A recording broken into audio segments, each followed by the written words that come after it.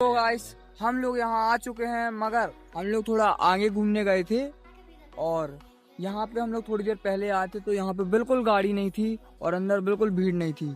अभी बिल्कुल जस्ट मतलब 5-10 मिनट हुआ होगा और हम लोग वापस आए हैं और यहाँ पे इतनी सारी गाड़ियाँ खड़ी हो गई हैं और अंदर बहुत सारी भीड़ आ चुकी है। तो अब चलते हैं अपन, और अपन भी टिकट लेते हैं और अंदर चलते हैं। बाकी अब पार्क तो चलेंगे ही, मगर और थोड़ा बहुत अंदर जंगल में भी घूमेंगे। तो चलो चलते हैं।